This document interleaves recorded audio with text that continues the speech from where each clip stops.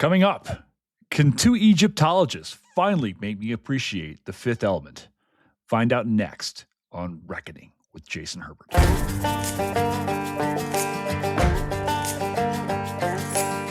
My name is Jason Herbert. I'm a Southerner who lives in the West. I'm a historian, an outdoorsman, and a movie buff.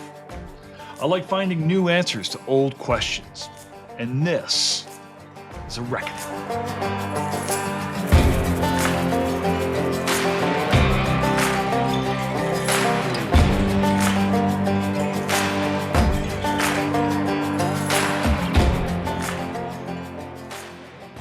Yeah, I want to see the dog. I don't want to see the dog. Edward is around here. Where? Edward's upstairs in like the bedroom. Bastard's down here chewing on a bone. Yeah, I like cats. I had a friend of mine. He's like, "Hey, you want to grab our dogs and go do stuff?" I was like, "No, my dog annoys me. Like, I don't know how to say it that poor politely. Dog. He's fine. I'm a cat person. Hemingway was a cat person. You know, I mean, Hemingway had dogs too, but like, it's just, yeah, it's a lot. Anyway, Matt, where do you line along the cat versus dog binary? Probably dog, but growing up we did have both. I'm everything but like corgi. I don't understand the love of that dog. They're small. They pee everywhere. I don't think you can say that to somebody from the UK. I can too. I'm bigger than everyone here. So also I'm nice and I'm like 9-10 hour flight away. So Matt would really have to be very involved with like corgis to be like, okay, I'm flying to Denver for the royal family. Yeah, for the royal family, exactly. And apparently, I don't know if you saw on TikTok, apparently yesterday in Denver was like a horrifically bad turbulence day. And Denver always has turbulence, but apparently yesterday we were having, yeah, because you know the wind comes over the mountains. It's always bad, right? But you get used to it. So when you're flying in, you know when you start getting the turbulence warning, it's like, oh, I'm close to home. But apparently yesterday, like the winds were gusting like 70, 80 miles an hour. And I was watching videos of people just bouncing through the sky. And I'm a guy who used to be terribly afraid to fly. So this is like exposure therapy to me. I'm like, let's go. You know, and I was like, it's fun, something to do. So I just imagine I'm on a roller coaster and then it's fun. At 35,000 feet in the sky. Yeah, I'm like, I pay so much money to replicate this. I follow a bunch of pilots on social media. That was like when I started like getting over my fear of flying was to like watch the pilots talk about their love of flying. Like, this is so amazing and this is why this is great. And I was like, oh, people enjoy this. Oh, wait, pilots actually want to get home. Oh, okay. There's some great like airplane technician who does like the Lord of the Rings stuff. Yeah, exactly. I love that guy. He'll start talking about like the inner workings of the engine and then like make a metaphor to how it's like similar to Frodo's quest. You know, you're just like, what? And he'll go like real deep into it too. Yes, absolutely. But I feel like you're just trying to avoid talking about The Fifth Element. I don't want to talk about this movie. I didn't want to watch this movie yesterday. I've been dreading this, and this is how I explain my affection for Dr. Julia Troche, one of my best friends on the planet, if you guys are listening in, because she's been asking for this movie for the longest time. And I was like, no, I hate this movie. If you're listening in right now. I think the very first time I was on the pod, I think. Did we talk about when we did Stargate? Or no, I think it was Mummy. I think it came up with Raiders. Oh yeah, not Mummy, the Raiders. I think it came up. Yeah, it was definitely one of Kate, those. That's right. I wasn't there. That's right. You weren't. I remember a sidebar conversation, I think, with Kate on that after I listened to the pod. Oh, yeah. And she's it comes up a lot. No, talk to Julia. Julia, yeah. Yeah. That was like, who's Julia? And Kate's like, I'll introduce you. And then we just go in the rabbit hole of Friends, and now we just fly around. But yes, okay. But it's time to talk about this film because people love this movie. Like, I will rage bait on social media and be like, man, this movie's awful. And I'll be speaking the gospel truth. And then people will defend this film. So I'm excited to have you guys on to talk about this. But before we do that, you want to introduce yourselves and tell us what you're doing here. Matt, you want to go first? And this is your first time on the pod, man. So welcome. We don't always hate the movies that we talk about. But we're going to do it today. Guess you guys like it. So let's see. I was going to riff on your thing. and say that I'm Matt Szafran, I'm an outdoorsman, I'm a Egyptologist, and I like films a lot. And from an Egyptology perspective, I study mostly the pre-dynastic, so would sort of 6,000 to about 3,000 BC. And in specific, I study a really niche object group, which I brought props. Like this. This is a replica, I hasten to add, but he's a little fish, and he should be a stonefish, but he's plastic because he's a replica that came from France. You had me at fishing, Matt. Everyone who knows me, like I'm in. Keep going.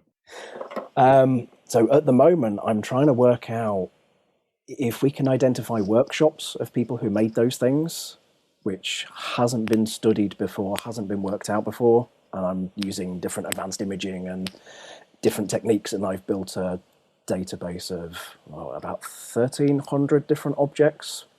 300 of those are fish. Oh my goodness. When I'm not doing that, I'm obsessing about films and how Egypt gets used, reused, adapted. And that's kind of my side gig to my main research, which has seen me publish on The Fifth Element, more recently on theme parks. I read this last night. I feel like I'm in I read your piece. Company with theme parks and films that you hate. Julia, you want to tell us who are you, Julia? You've only been on the pod 17 times. I know. I think it's 3 or 4, but whatever. Soon to be 17. 3 or 4 turning 17. I'm Julia Troche. I got my PhD at Brown University, representing, and my undergrad at UCLA. So I'm kind of a all over place lady because now I'm in Missouri. So I'm teaching at Missouri State University. I'm associate professor, hopefully soon to be full professor of history. Yeah, after this pod comes out, that, I think my provost is just like waiting on, like, trying to get convinced, and she's going to listen to this, and then that's just going to push her over, be it? Okay. That'll be it. Or I'll really convince the board of directors, that they really need to, like, make sure to promote me and keep me here. And then my research has been kind of all over the place. So my first book, which is right about there, is on death, power, and apotheosis in ancient Egypt. So that's really old and Middle Kingdom Pyramid Age stuff, and looking at sort of social history and political history and religion and how it all intersects, and specifically how folks died and then were deified after death. But then I also work on reception. So I have an ongoing article and book project on Imhotep and his reception throughout history. And of course, that includes things like the mummy. So so the reception and, and religious history. And then I also worked at a site, though, that had a lot of Ptolemaic and Roman era graffiti and things like that. So I'm kind of a little bit all over the place chronologically, because I like to keep myself challenged and miserable, I guess, a little bit, as I keep having to delve into new research historiographies. I'm currently also working on a book on the god Ptah and a textbook on Egypt, Greece, Rome, and the Near East. And so I'm doing Egypt and the Near East, and then my husband is doing the Greece and Rome parts. So he's a classicist. So a lot of irons in the fire these days. Yeah, we're going to have your husband come on, because I want to do Clash of the Titans. Oh, he would love that. Yeah, right. Like, I've been looking for people. I know Sarah Bond over at University of Iowa, she's a dear friend of mine. She's been on the pod. I think she's going to come on. Like we're kind of hedging back into this Hellenistic classics Egypt thing here on this pod. The new Odyssey movie, right? Like, dude. So you're going to have him. He teaches mythology too. So. Oh, the Odyssey is my favorite, like, not book, but story probably ever. Like, it's just, Odysseus is my dude. It's just this. Who's my dude? Who's your dude? Corbin Dallas. Oh, Jesus Christ. Here we go. Let's just do this. All right. Let's get Matt, by the way, you actually ruined this film for me even so more, because I was going to shit on this film so bad all day long. And I'm actually not, because I read your piece and I was like, God damn it. It's a history movie. Son of a fucking historians ruin everything. That's part of the job, isn't it? Yeah, I mean, you ruined my hatred of this film. So, I mean, congratulations, I guess. Thank you so much, Matt. This is like, you just like leveled up in my mind, you know, like you were already pretty high up there, but that just leveled you up for I'm sure. like ready to like, and I did go back and critically reappraise this film last night. And mostly what I did was kvetch to Julia and Kate via text because I knew I would just razz them a lot. Which is different than usually my texts, which are about how much I hate my love life. But anyway, what love life, Jason? You know what? That Fletcher's going to edit that shit out anyway. So it's Fletcher, edit this out. People are listening. Fletcher, keep it in. Fletcher, do not put this in. All right, let's talk about why do you guys love this film? Because Julia, you've been on me for a long time, and you were like, I got this great buddy Matt. He's a perfect person. Matt, I read your stuff. I was like, oh my god, you are the perfect person to talk about this. And I want to talk about Egypt and other films while we're here today as well. Why this film? Like, why do you got? What is the undying affection for you guys? And I'm not even talking necessarily about the history aspects of this, which we're going to get into, but why do you like this movie so much? Was it just fun? What is it for you? Yeah, I'll jump in and start off because I love this movie. And it has been, I think I saw it probably close to when it came out. I was very young. And so I think it's also part of like nostalgia for me, but I just like love Luc Besson. I love The Professional, Leon. I love how campy this movie is. It is sci-fi, but in such a different way than a lot of sci-fi is done. And Luc Besson specifically talked about how he didn't want dark corridors, and he was kind of like pushing back against the sort of Star Wars aesthetic a little bit. And he wanted it bright and colorful and just like kind of gaudy. And I just thought that was such a fun, and, you know, or like Blade Runner, which is also kind of bright in some ways, but then like really, really dark, you know? And so this was just playful and silly and ridiculous, like completely ridiculous. In the best ways possible. Like, and I just, every single choice that's made in this movie, I adore and think it's fantastic. But it is so weird, but it's so weird in such a way that works to me like so perfectly. And then I love like the Egypt stuff in the beginning. It did also remind me very much of Stargate when I first saw it. I think I probably saw the movies around the same time. I don't know if I saw this movie right when it came out, but yeah, it just is fun. And it's, you know, Bruce Willis is so charming in this movie. He's such a good action hero. It's a love story in the end.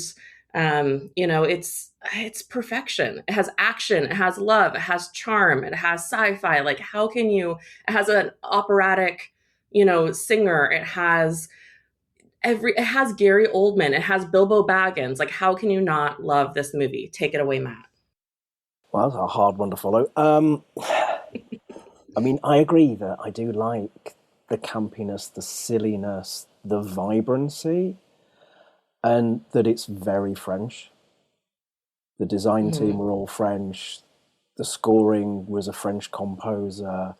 The costuming was Jean-Paul Gaultier. Everything is very, very French. And it's kind of very 90s French, almost. Like, it's almost a snapshot in time of that vision.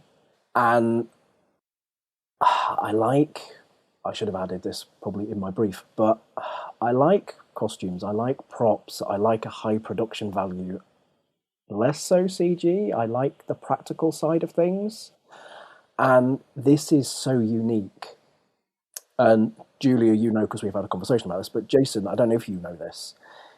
Besson wanted this to be unique, so much so he destroyed everything afterwards. So, as someone who collects props, costumes, film ephemera, there's virtually nothing out there for The Fifth Element because he had it all destroyed at the end of production. Yeah.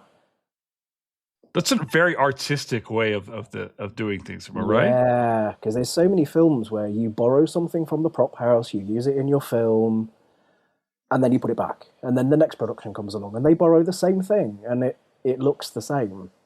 He wanted it absolutely unique. And the big waddly aliens at the start, there's one costume that survives because it was allowed to be kept as a gift for one of the production team, I forget who. And it was under the proviso, you never sell this. Spoiler, he sold it. And it constantly does the tour of the prop market, and it's been recently up for auction. So it is super unique from that perspective. It also made the film very expensive. Yeah. Yeah, because you're not. It was one of the most expensive films like produced outside of Hollywood, or some superlative like that. It was just, I think, the most expensive non-Hollywood made film at its time, right? Yeah. And so I went back to watch it like yesterday, and kind of taking this. I hadn't seen it in a couple of decades probably, because I just didn't like the film. But it's different now, and I'll tell you guys, this thing's been going on so long, it's kind of changed the ways that I view film, right? And I start to watch films differently. And I'm really kind of sitting outside my own vantage point going, I never really liked this movie, but now I need to sit and think about what I'm seeing here. And the thing that I dug, right, is the aesthetic, like the world building that Besson is doing there. Now, whether or not you like the world building or not, right, it's such an impressive thing when you think of, like, you've got to do visually. You've got to create this entire world of 300 years. Really, you're starting in 1914 and then jumping forward 300 years and assuming this is where we are.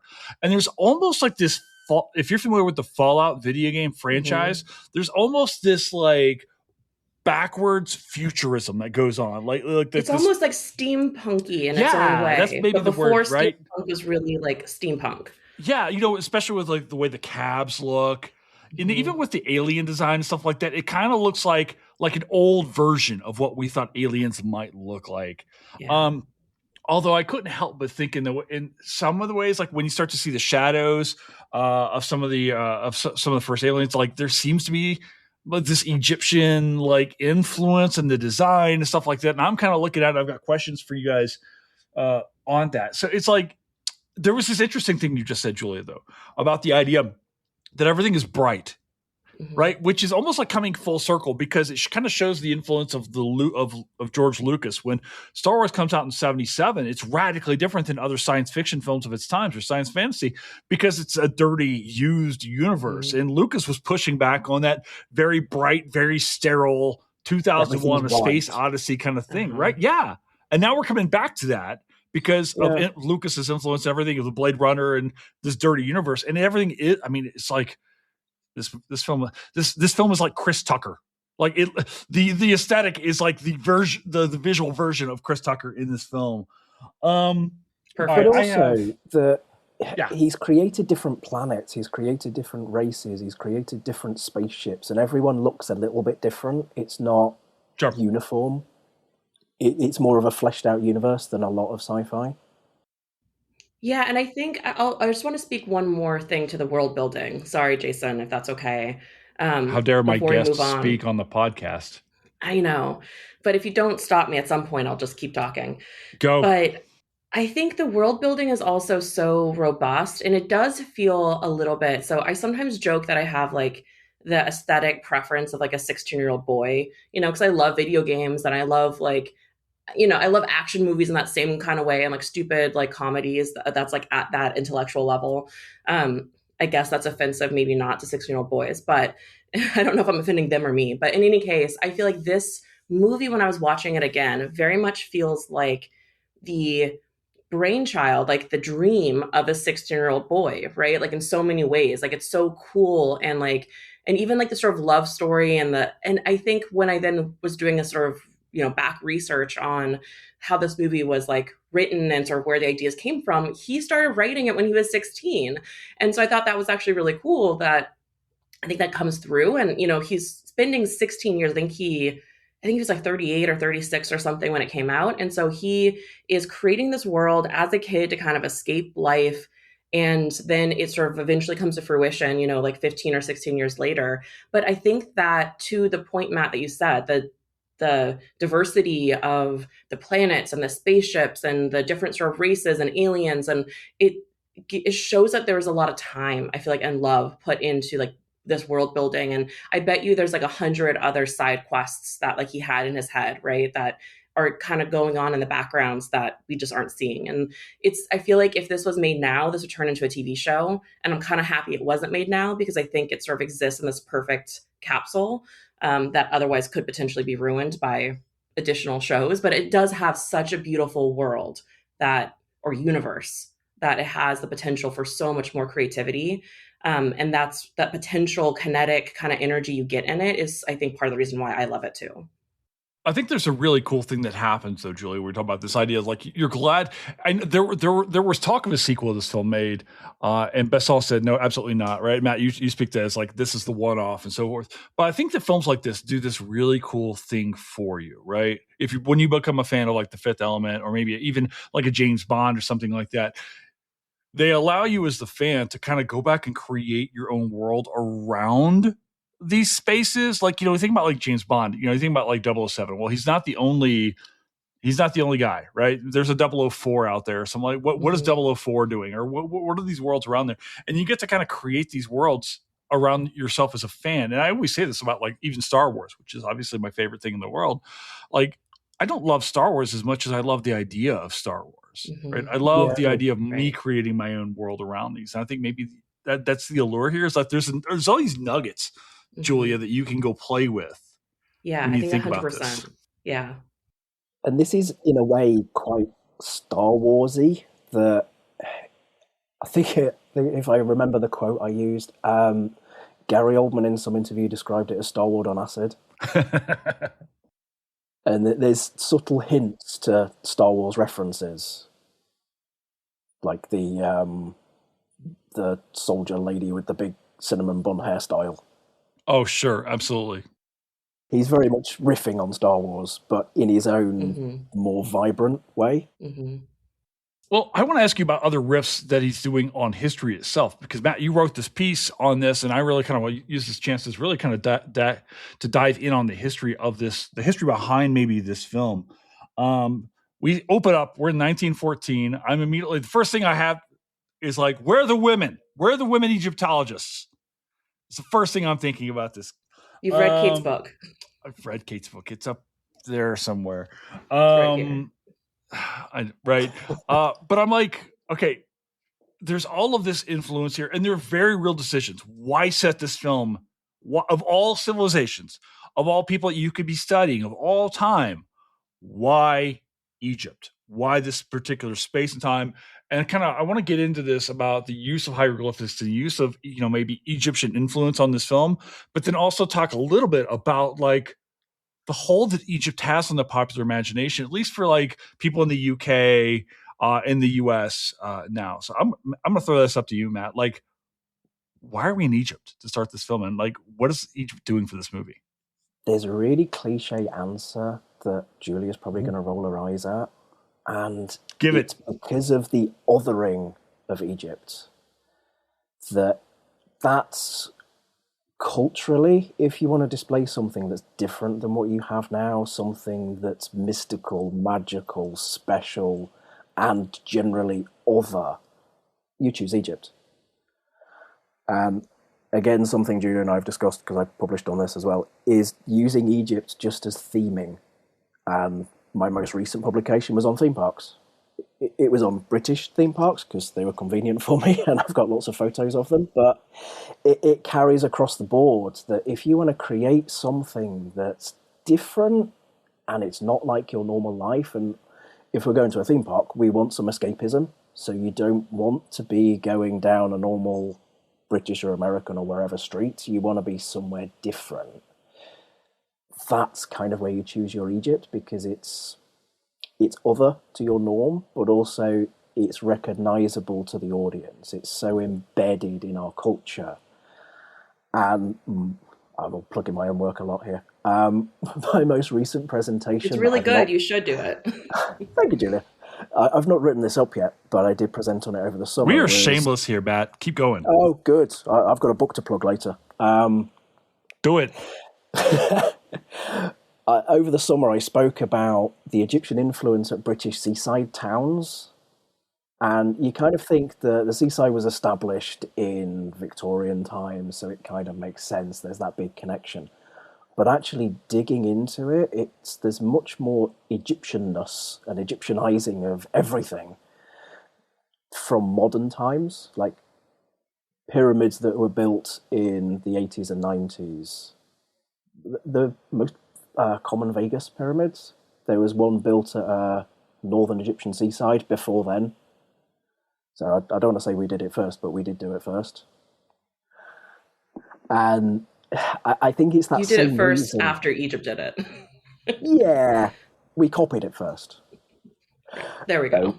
We use the same sort of escapism and the same othering of people are familiar with it because you see it everywhere. And I think from a seaside perspective, from a theme park perspective, you go to those places as little children. If you go to a theme park, there are babies in pushchairs, or whatever Americans call them. And you kind of get indoctrinated into what, quote, Egypt looks like, rather than what real Egypt necessarily is, and these different aspects of what should be included. I think that, to bring it back to the film, this kind of hits on a lot of points that you need a mummy, you need pillars, you need hieroglyphs, and more so that people are so familiar with Egypt that you would recognize bad hieroglyphs. You might not be able to read them, but you can tell if they're fake, they're not real hieroglyphs. So the production teams use something authentic to make their own story. And Jason, I think for your point about is this a history film? Yes. And kind of like you've touched on a few recent podcasts, this is using history and adapting it to tell your story. So whether you're twisting Rome round, whether you're floating an ironclad across the ocean somehow, it's using those historical elements to twist them into your story. And that's kind of what I like to study from a reception perspective of what do you choose as a production designer? What do you choose? Where do you find these sources? And how do you turn them into something that matches your film? Matt, I'm going to give you points for listening to the podcast because I think you just cited the pod better than I can. Julia, what are you seeing when you look at this film? As far as like, you are obviously trained for this. You're looking at this as a much more, as both a fan's eye and also as a critical, like there like two things going on, I think, in our brains here when we watch these things. Like there's a part that enjoys just a film and a story. And I think as historians, we love stories. And then for the two of you, this would be like me watching something set in like native North America. I'm picking apart stuff just kind of over here. What are you seeing in 1914? And Luc Perry. Luc Perry. I mean, again, like we start off the movie with just the casting. Love it. I think it is. I was just talking to somebody about this actually, about sometimes the aliens, Egypt kind of movies make me a little nervous, or storylines make me a little nervous because they are rooted fundamentally in like this like racist idea that, African Egypt couldn't have built what they built, and that's more likely that aliens built it. Not to say that people who are creating those storylines are actually intending to propagate that, but that's where it starts in, right? That's like the origins of this, and in the Victorian era, like in the turn of the century and even a little earlier.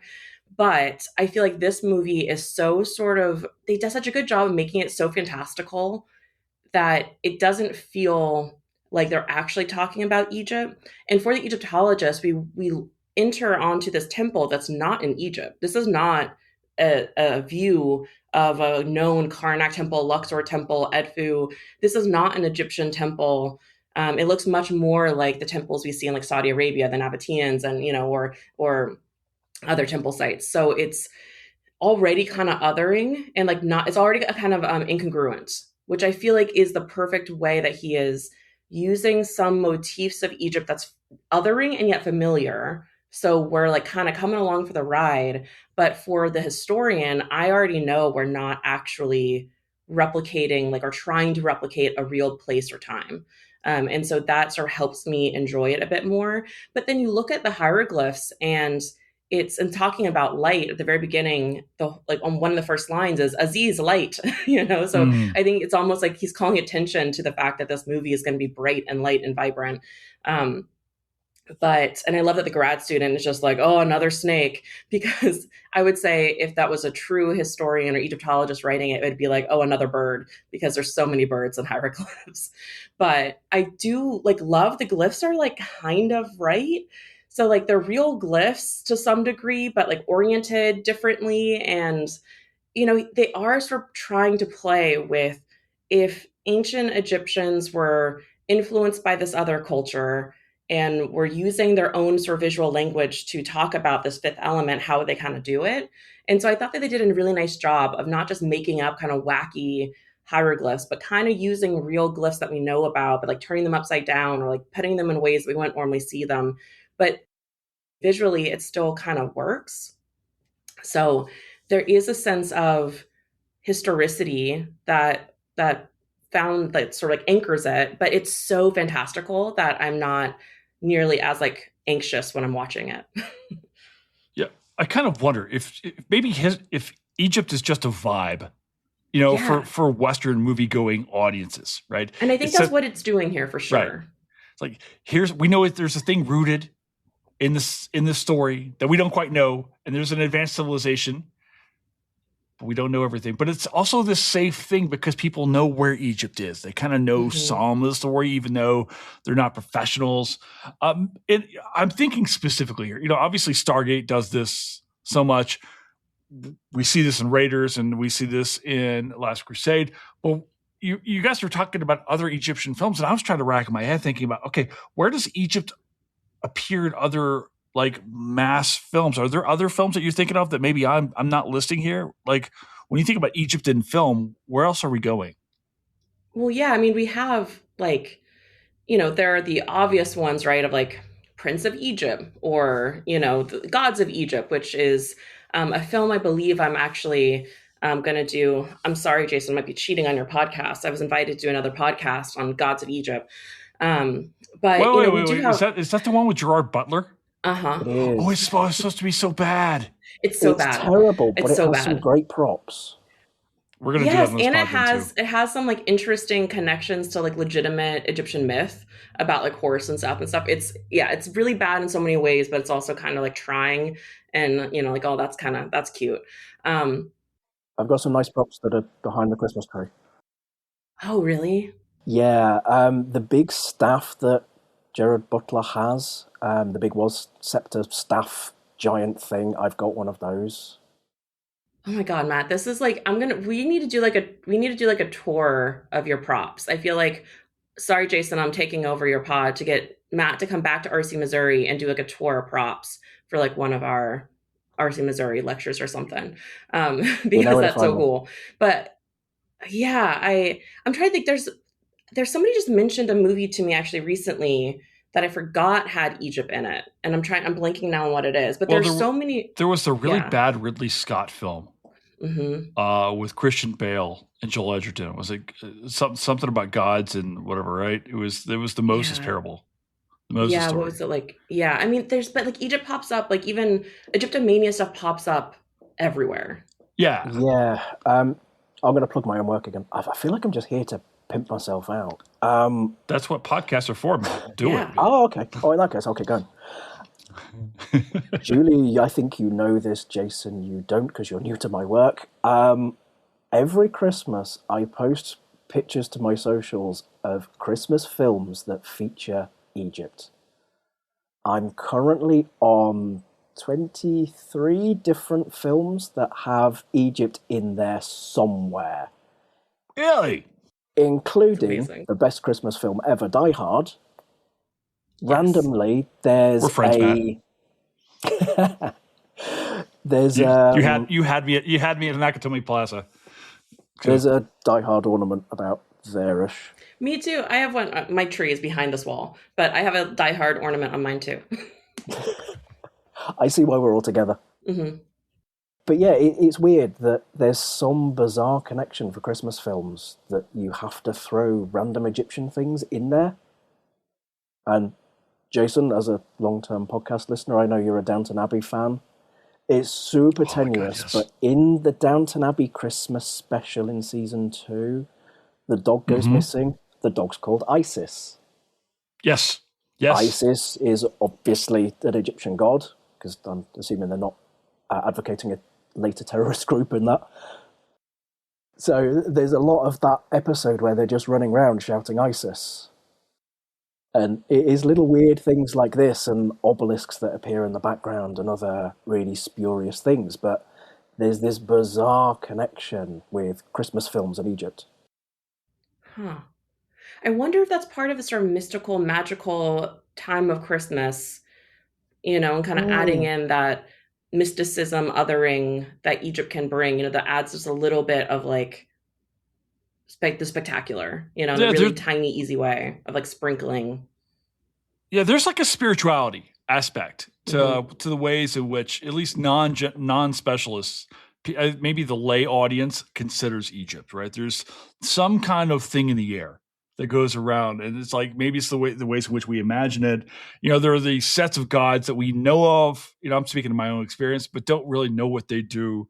There's dudes walking around with bird heads and whatever, and you're like, it's weird, man. And it's foreign but familiar, and I can't really explain that concept so much. But it's like, but they're really playing on a lot here. And that's the idea of the othering, that it is foreign but familiar, because you do see it everywhere in so many places that people are tangentially familiar with it. It becomes a shorthand, right? It becomes, yeah. And I don't want to say this in a way that is insulting to Fifth Element and Luc Besson, because I don't think this is what he's doing here, but it does become, no, I refuse. But it is like a cheat, right? In some ways, it becomes a shorthand for kind of like exotic, other, mystical, something else happening here. And it can be a really easy shorthand kind of like cheat for a filmmaker, kind of like a drop of exposition or a voiceover, or, what I mean? Like it becomes one of those things where you're like, all right, we need to make this kind of feel different or different time and vibe, ancient Egypt, right? And it's a real easy aesthetic too that people recognize. And you can do that with other things, but like people recognize Sumerian aesthetic a little bit less, And so it's almost now, because Egyptomania has made it so sort of common, it just like feeds itself as an Ouroboros snake that keeps eating itself. And so like the more it gets used, the more it becomes a sort of a visual shorthand, the more people are going to use it because it's a visual shorthand. And it references itself, like you say, because this was something I put in my theme park paper, that the theme parks aren't necessarily referencing genuine Egypt. They're referencing other pop culture. Yeah. Specifically, in one of the theme parks I studied, they were referencing Iron Maiden. And a lot of what they've created is based on Maiden. It's not based on actual, genuine Egyptian culture. Like the inside cover of Power Slave has, I forget the stealer, it's in the Louvre, but they've blown it up to 10 feet tall just for the background of a photo. And whoever built a theme park that's quite close to me used that as a reference for some of their theming. And there's a sort of doorway based on that stela, which should be yay big, not 10 feet tall. Wow, that's incredible. I feel like we need to do a tour. We need to find a sponsor who will pay for us to tour theme parks, because I'm working on a theme park article as well. We've been talking about this Disney trip for the longest time, Julia. I know. Historians at the movies at theme parks. I'm down. Well, we've had this argument for the longest time. Like, I want an Egyptian pavilion at Epcot. Like, it seems like it makes the most sense, right? I mean, that or Brazil. I mean, there's any number of an Australian pavilion would be great as well. Go around drinking Foster's. Nothing but Marmite. Oh God, so bad. And like you'd have you'd have Down Under playing nonstop. Don't do so. I want to talk about this idea though of the familiar there, because they're also playing on some very real themes in this film. The idea of Lilu as like this one perfect creation, this one messianic, character who can, quite literally restore balance to the entire universe. I'm kind of wondering if you can kind of speak to this, like these other. Do we see this in Egyptian stories or anything else like that? Or is this a thing you were picking up as well? Because this felt awfully familiar to me. This idea that like, okay, here's the one person, but we still have to save her. Yeah, I feel like there's been throughout history this is like the worst beginning to a history paper. Throughout history, right? Throughout history, actually, the worst history papers start off, Julia, as give me a paper of Since the beginning of time, Webster Dictionary has defined Messiah as But I think there has been a long tradition, a long history since the medieval era of sort of this effort. So this is kind of what the Hermetica is about, right? The Corpus Hermeticum, the Hermetic tradition is in part about looking back at ancient Egypt for Christian truths, for trying to find sort of spiritual Christian, Judeo-Christian, but really Christian truths in the historic past, specifically in Egyptian and some kind of like classical combination of things. And so I think to some degree, that's what we're seeing here a little bit, is this idea of the sort of Egypt past, but wherein there is a sort of Messiah, singular, monotheistic almost kind of figure going on, or prophet figure, whatever this might be, that really we don't see in Egyptian religion traditionally. So in Egyptian religion, except for this sort of brief period of Atenism under Akhenaten and the Amarna period, which is like henotheism, monotheism, we don't have a prophet. There's no text to reveal. And so this idea, sort of the singular force or reading into the text to sort of reveal ancient truth, is something that the Egyptians, it's not quite fully ancient Egyptian. And I think it's more about how different moments in history we've sort of perceived and reimagined ancient Egypt as it connects to sort of the Judeo-Christian tradition in some ways. And I think that's a little bit more what we're sort of the thread that we're pulling on here. I don't know, Matt, what do you think about that? Yeah, I'll go back to an earlier point and say there's another Star Wars reference. Because there's a Luke Skywalker, there's a Darth Vader kind of character, that it's good versus evil, it's one single person to bring balance back. And I suppose from an Egyptological perspective, there's the idea of Ma'at, that you've got the balance of the good and the evil, that you kind of need both. And you have those two opposing forces, and that's something they bring in here. Yeah, actually, I like that idea. So now I'm kind of, you're changing my mind because I'm just processing in the moment. But I was thinking of her as a more singular sort of prophet messiah character. But if we think of her as a balance more, which is really actually how she's presented, Egypt is all about, ancient Egypt is all about dualities and balance. And you have the Black Land, you have the Red Land, you have Upper Egypt, you have Lower Egypt, you have Isfat, chaos, Ma'at, order. And so if Isfat has kind of run amok, every 300 years, Ma'at needs to come back to kind of reset things and bring order back. In that sense, I feel like I can see the sort of ancient Egyptian theological, philosophical thread a little bit clearer. And if we sort of frame it that way, then I think, yeah, it actually kind of hits. I want to bring things forward a little bit and talk about Zorg himself, right? Because he's representing maybe a different kind of power. If we think about Lulu as like this balancing force, you've got Zorg over here, Gary Oldman hamming things up. Like, is this a reflection on like 1990s capitalism, or is this when you read Zorg, when you kind of look at him now, like, who is this guy? Because what's he doing here? Is he evil, or is he just trying to make a buck? Are those two different things? Well, I'm trying to get rich off this podcast. Call me what you want. And I'm sorry, can we use his full name, Jean-Baptiste Emmanuel Zorg?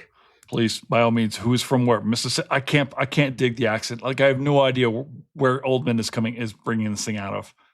I love it so much. As an outsider, selfish.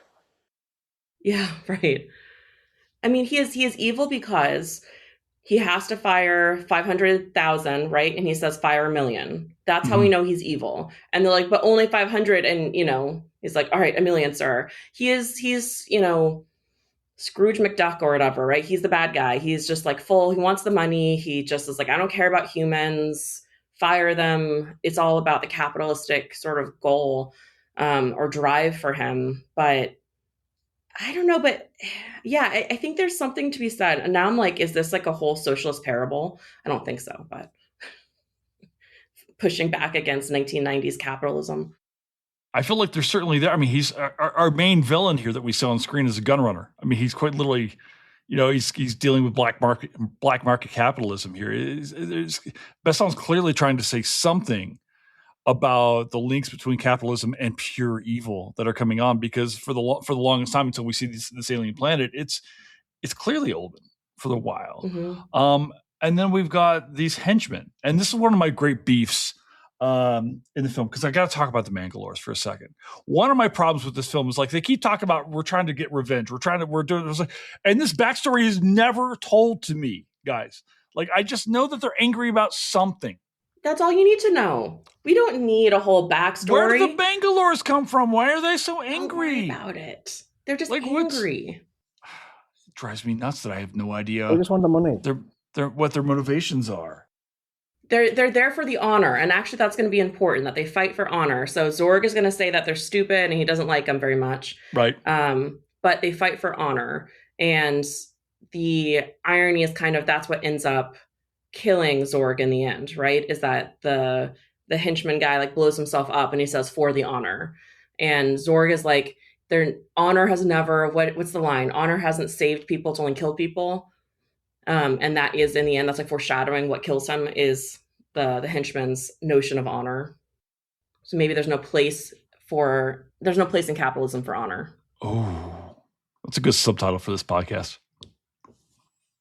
We're talking about Oldman in this film. I guess maybe let's go back, because Julia, you said you love Bruce Willis in this film. This film introduces us to Milla Jovovich. We've got Luke Perry. We've got Ian Holm. Can we talk about the casting on this movie? Chris Tucker. How do we feel about your favorite? Movie? It's awful in this movie. The casting is amazing. The casting is amazing. The cat is even amazing. The beautiful little white cat is that the only good character. Part of this movie. Like, it's so good. Right, Matt, I mean, the cat is great. Matt, what do you think about the casting in this? When you look at this, how do you feel about the casting here? Well, you're not going to like the answer, because I agree with Julia that the casting is great. That Bruce Willis is the sort of reluctant hero that you've got. Isn't he just hamming up John McClane, though? I mean, it's just like, it's John McClane, only blonde. In space. It's John McClane in space. In space. It's what more do you need? It's so... John McClane didn't have a cat. He could have. And like a New Jersey mother. He left it at home because he couldn't fly with it. Fair enough. All right. One of my central beats, though, is like this utter lack of chemistry between Bruce Willis and Milla Jovovich. Like towards the end, it's like, oh, he loves her now? Yeah, that's my... It's not a love story. It's ridiculous. I like everything else about the film, but that's the bit that just seems stupid. That in 10 seconds they've fallen in love, and oh, you must save the world because now I love you, and then we can be together. It felt very rushed and very forced, and kind of like it wasn't needed. No, I feel like the relationship actually works better if he's like big brother, little sister kind of. Like, I don't know that every film needs a love story. No. Yeah, I mean, or that type of romantic love, right? So, I mean, it sets up in the beginning that he's only looking for one woman. He's looking for the perfect woman, and then she's the perfect woman. And there is like a little bit of problem there, right? This idea that like, this incredibly imperfect man is looking for like the perfect woman and only satisfied by the perfect woman. And then she shows up and he kisses her while she's passed out, and then she's like, not without my permission. Was it like Nocto Gamut or something? Mm-hmm. The language that is a real language that they created. Right. And he's like, I shouldn't have kissed her. I'm like, no, you shouldn't have, buddy, because she was passed out and you kissed her. It's so probably not.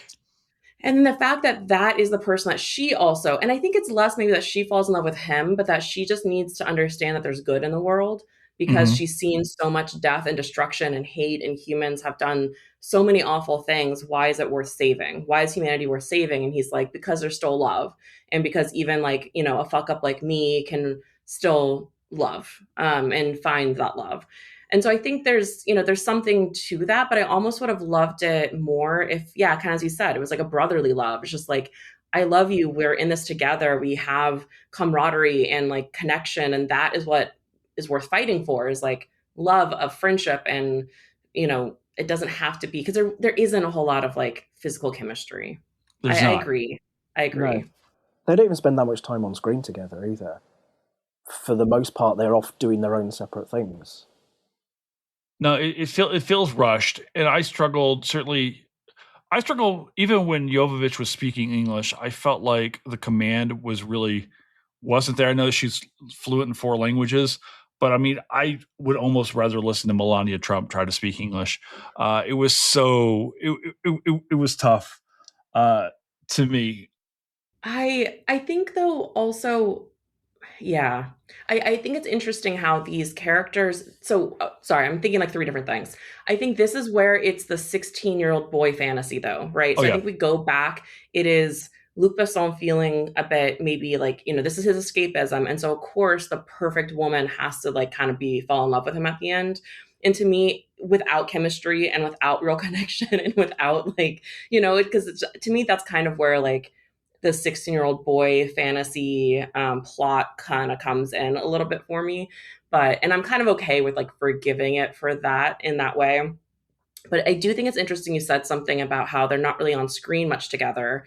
And I think it's like, right, it's Corbin and Zorg never, Dallas and Zorg never encounter each other, or they're like passing by. Like a lot of this movie is really interesting because the main characters don't really pass by each other, don't interact a lot on screen. There's a lot of things going on in the same space, but not necessarily together, which I think is actually really interesting. Well, just to move back a step, where you said it's the 16-year-old boy fantasy. I did watch this when I was 16. I remember the first time I saw it was at the cinema with my dad, and I was a 16-year-old boy. But the off-screen drama is almost as interesting in this. That Besson was married on his second marriage to the woman who plays the diva. Mm-hmm.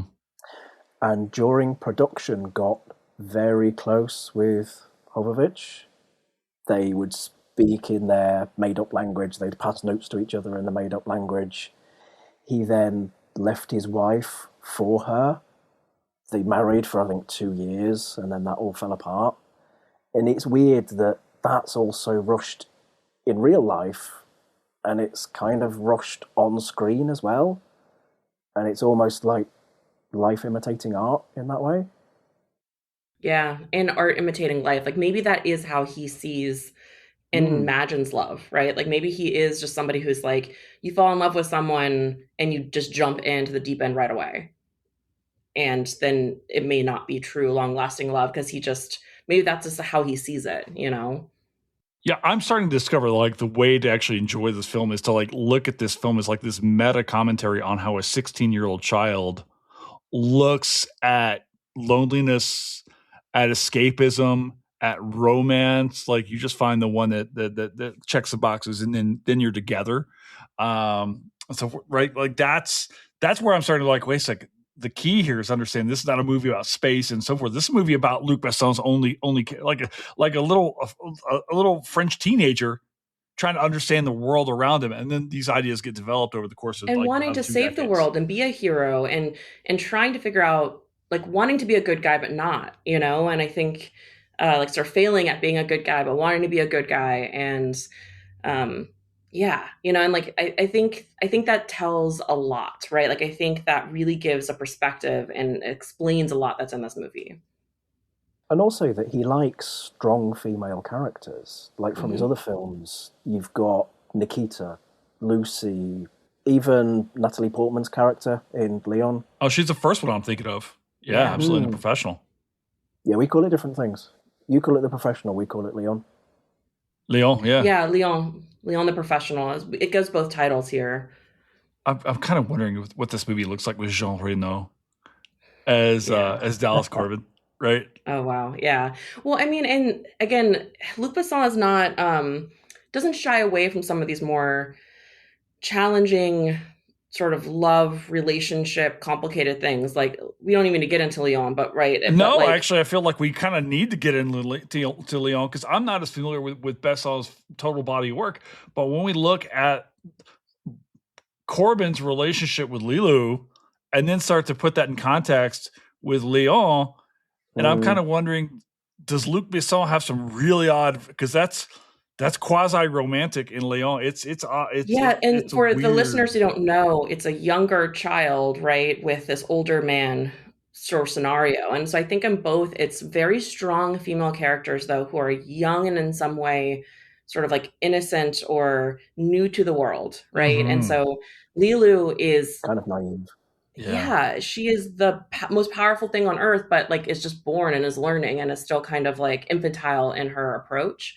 And then you have this kind of like older or more wise gentleman figure. And so I think there's something there for him that I think does kind of pop up in some of his films. Um, and I think he definitely, I think, sees and imagines and understands love in a slightly more maybe fluid way than some modern audiences will be comfortable with. Yeah, like I said, I haven't seen the rest of his stuff, mostly because I stopped with The Fifth Element. I was kind of done after this film. I know it's so bad. But I think you do have to draw these lines. Let's talk about Chris Tucker. There's an interesting thing here that I didn't have the vocabulary in the 1990s to talk about, which is gender expression in this, because there is a wonderful queerness of Ruby Road in this. Can we talk a little bit about, like, were audiences prepared for Chris Tucker? Because he is everywhere. He just kind of takes over the movie for a while. And it was designed for Prince. Chris Tucker was the second choice. The role was meant for Prince, but he said, no, I don't want that. Wow. Okay, I did not know that. That makes so much more sense. Yeah, and it's so perfect for Prince. But I think Chris Tucker plays it really well. Like, I think, he has this queerness that oozes sexuality, but like is flamboyant and sort of gender fluid in some ways. And, he just is this like fantastic, but also very masculine and strong. And, it just, I don't know. I love his character. I just think it's so fun. And it's very much, I think, also possibly a commentary on popular media, right? And just, and I think Corbin Dallas is our lens, right? And it's our Luc Besson lens too. And so he's just like, who the hell is this guy? Like, this guy's over the top.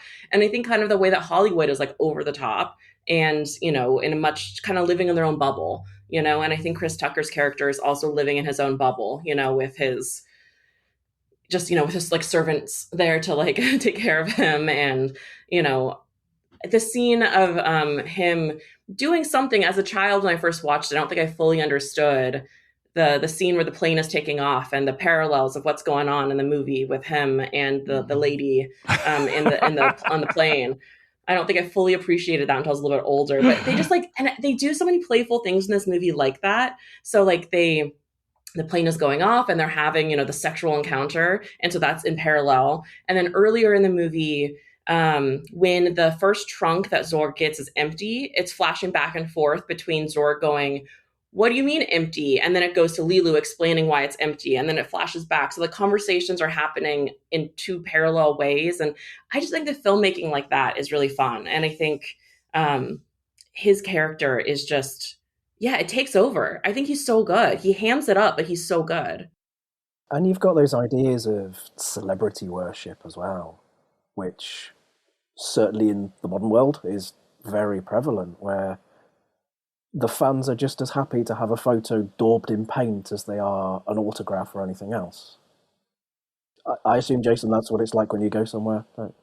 People just stand there with a photo and... I wish. Yeah, Jason was at Missouri State campus and he just took a paintbrush and just like painted photos of him as he walked around. Yeah. Yeah, I show up at the history conferences and they just all come running or run away. But that's another conversation. I think there's a really interesting thing that goes on here. And Julia, you really helped me understand this, which is maybe the interesting there's like two parallel films going on in this movie. Like because Corbin Dallas and Zorg never get together. It's almost like you've got two completely new movies that are kind of going on at the same time. Yeah. And we're just seeing them because there's no interaction between the light and the dark.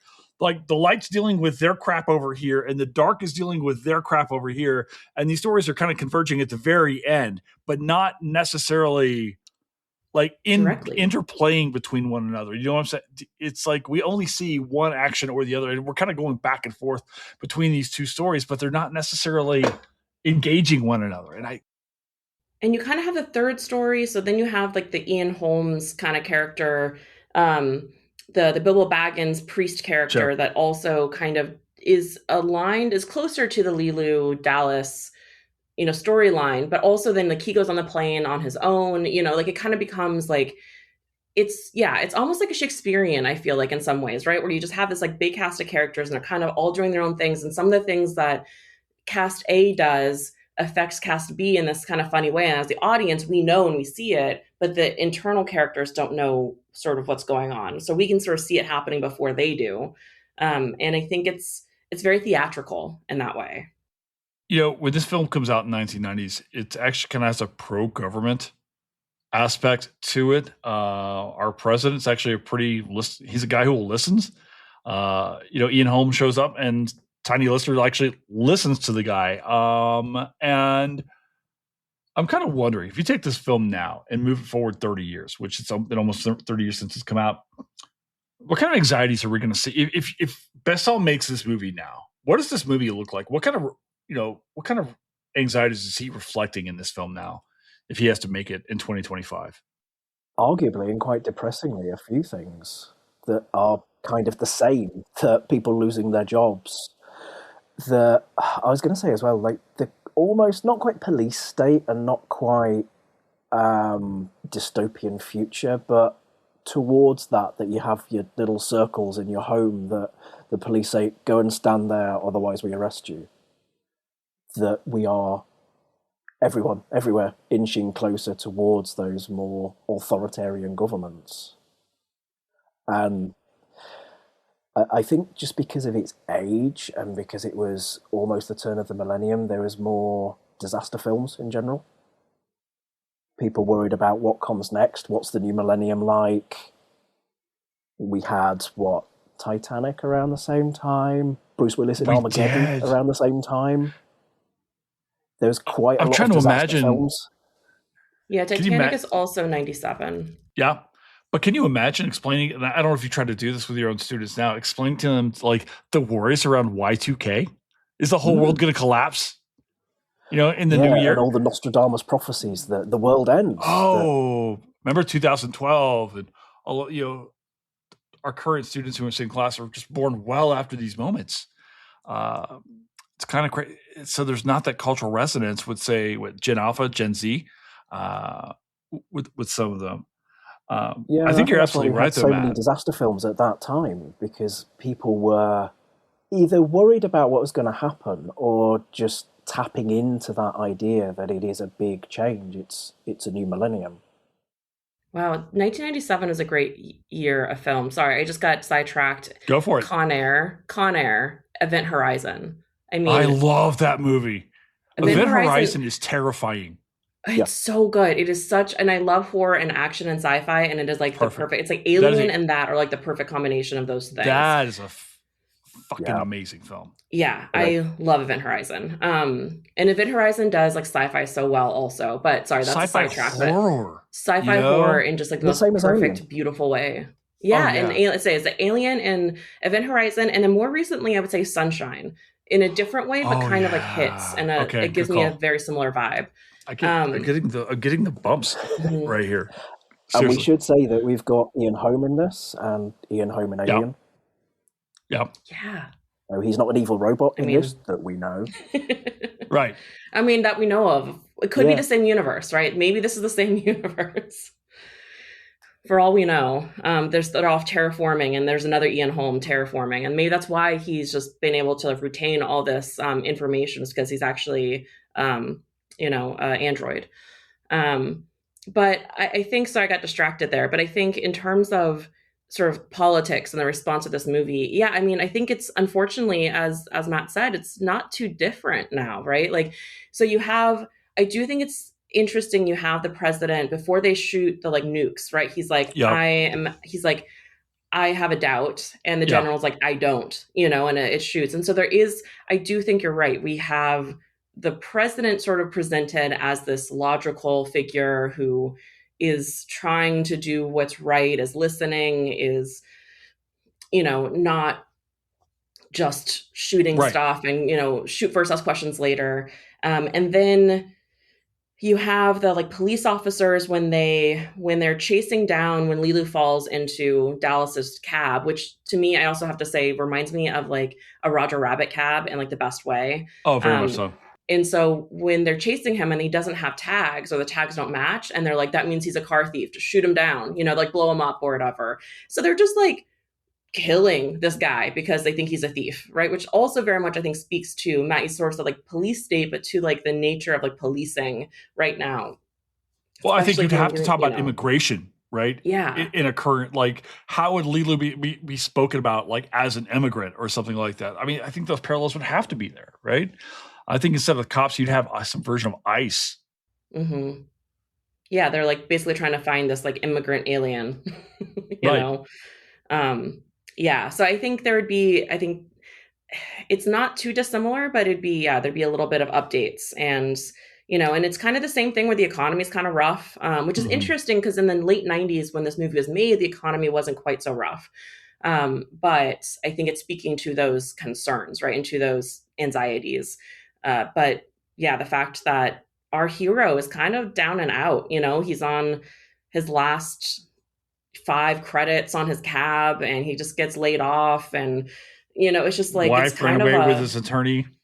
It's so great that like the first mail I got was, my wife left me. The second was from my attorney saying he ran away with my wife. It's just cracks me up. And then the guy reads his new mail. He's like, "You're fired." He's like, "Oh." It's just like such a dark, pessimistic, it's fantastic. But then he's so charming and he's like, "Yeah, but at least I won a free lunch." I think my favorite thing about this film, though, is the world building. When aesthetically, and I think when I first saw this film in '97, I wasn't prepared for maybe the campiness of it. I'm like, am I supposed to take this film as a straight? And I don't think that I had the film literacy in 1997 to appreciate the film, because I'm 20 years old and from Western Kentucky. So what do I know? I haven't seen the movies yet. I know like this is a space opera, and I'm supposed to take it seriously, and that's not what this movie is. This movie is trying to really do a lot of campy stuff and be just fun and out there. And I don't know that I ever really got there still with this film. There's still like Oldman said he didn't like the movie at all. He's like, I owed Besson a favor, right? Besson got him going. I don't know that I'll ever be able to like get there with this film, but it was like, I think I've got a different appreciation for the stuff that's trying to do. And I feel like it's almost like Besson's almost like George Lucas in some ways, where he's the ideas guy, at least to me, to where in the hands of maybe an even more capable filmmaker, we could have seen some real stuff out of here. But, that's me. You guys really love this film. Right. Well, and like, let's think about, so the one aesthetic we haven't talked about too much, which I would love to bring up, is the audio, is the music, is the sound sort of engineering. And we talked about it a little bit. But I think it has beautiful sound engineering and beautiful, just like the effect noises and everything I just think is fantastic. And that operatic moment. I don't like musicals. I don't really care for like singing and I don't know. That's just like not my vibe. I have a broken heart. Like there's nothing inside of me that sings. I don't believe in music. I mean, I believe in music, but I just don't care to watch it in my movies, No. But that operatic scene is gorgeous. And I remember back in the day when I had an old chunky iPod, I had downloaded that song and would like listen to it sometimes. Really? And it's incredible because I believe, now I am not a music person, but I believe there are like registers that would normally be like impossible for like human voices to jump. And so they had to record it in pieces and then like put it together. But it's gorgeous. And then I love the fact that in the end, I love the way that it is interspersed, again, the music and the tempo with the other things that are happening. And then in the end, it's like this emotional, she like dies and she's like, they're in me. And she gives her life. I don't know. It's like this beautiful. How do they get it into her? It's like a prison thing. Like, I don't. Deleted scene, I'm sure. Yeah, let's not worry about that part. Do you know what drove me nuts about that opera scene, Julia? No, please do tell me. It's a nail polish. I can't do it. Oh yeah. This nail polish. This movie's pro nail polish, and I can't do it. Like the aesthetics is just gross. So, Matt, that's it. Julia knows I can't stand it. So, Jason has some weird things that he hates, and nail polish is one of them. It's called the autism, Julia. Okay, it's my cop out. That's your cop out, but also I'm not one to go, explaining whatever, saying that on your behalf. That's fine. What are the things you guys love about this film? I do love the music, the costumes. I mean, we talked about the costumes and we talked about some of like the character costumes, but can we just talk a little bit about, and I say her name wrong, Mia Jovovich? Yeah. Jovovich. Can we talk about like she's iconic. And I think, and I love like the use of orange throughout the movie, but she is iconic.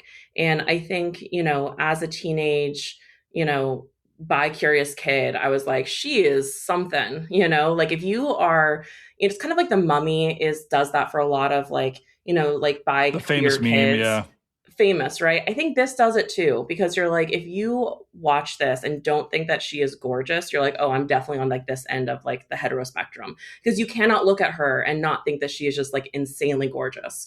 Oh, that crazy orange hair and just like the wrappings.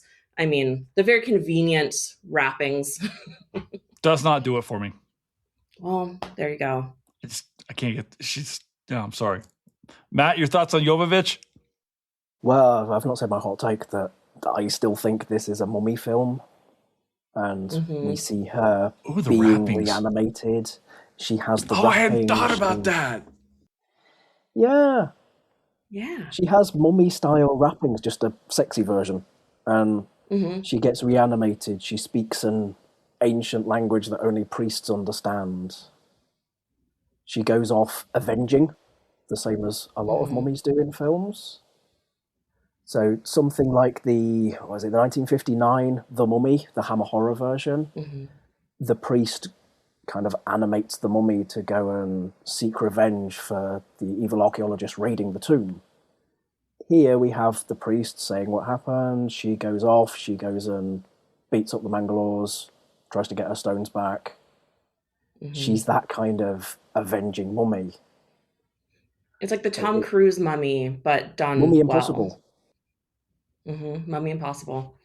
Well, can I ask you this? You both study Egyptian history. You both often talk about pop culture. Do you teach this film in class, or could you teach this film in class? Julie, you have a class. I haven't, but I could. Yeah, I mean, I have an Egyptomania course. Ooh. And it's one of the many things we talk about, right? Like but I haven't like taught this whole film, in part because I don't know if this film, it's a little bit, on the R side of things. And I have to be careful with like what I'm teaching, because I do have like 17-year-olds in my classes and stuff, right? And I'm in, Springfield, Southwest Missouri. And I just want to make sure I'm like, I guess whatever, I'm going for full. I should be able to do whatever I want. I like Springfield. Actually, I keep thinking about how much fun I had there. It's fantastic here. It really is. But I mean, there's some problems for sure, but it's pretty good. But I could teach it for sure. I think for me, it would be more, I probably would like show them the opening scene and like kind of like compare that scene with other scenes rather than having them watch the whole movie. But 100% it could be, if I had a proper like Egyptomania, Egypt through film course or Egypt through media, I would show this. Like no question, this would be on the list of required watching. The Egyptomania course I teach now is more of like a freshman honors seminar. It's not full credits, and it's a little bit different, but I would. What about you, Matt? I don't teach classes. Well, actually, that's not quite true. I sometimes teach workshops of how to make things like that. Which, Julia, did you go to my workshop? Or was that just Kate and yeah, we did that we did an RC Missouri not Scrabble palette, fish or stone palette. Yeah, so as part of my research, I do experimental archaeology. I try and remake things to work out how they were made and what processes went into them, what they would mean based on that. And it turns out it's really hard. It is really hard, and it takes a long time. Stone tools are very difficult to use, which is why some of the things I've been studying, where they're very precise, show a real level of precision that I don't have. And that's why I think I can identify workshops from people who do have that level of precision. It's my hand axe right here. Nice. Stone tools. Comes from Western Kentucky. Keep going. Cool. It's I'm fun. distracted by the stone thing. So I've presented on this, and oddly enough, the Egypt Exploration Society are starting up a new blog with their website, and they wanted a list of Egyptomania kind of films to watch. And this is on my list that I've given them of people should watch this because it is the unsung mummy film. People know The Mummy, it's a mummy film, and all the different versions of that. They don't necessarily look at this, and if they do, they only tend to look at the first, I think it's 11 minutes in that opening scene. Yeah. They don't look at the kind of idea that Lilu is a mummy and going through the rest of the film, that's how she behaves. So, if anyone was stupid enough to give me a class, yeah, I'd teach it. Well, I guess maybe that brings us down to our ultimate question here, which is The Fifth Element a history movie? Yes. Absolutely.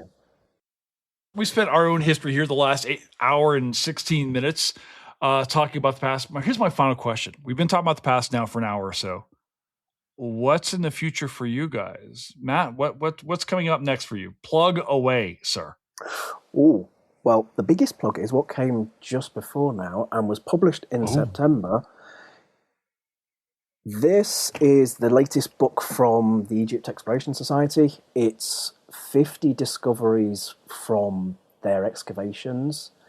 The book is mostly written and edited by Dr. Campbell Bryce and Dr. Stephanie Boonstra, but other people, such as myself, have also written certain object profiles.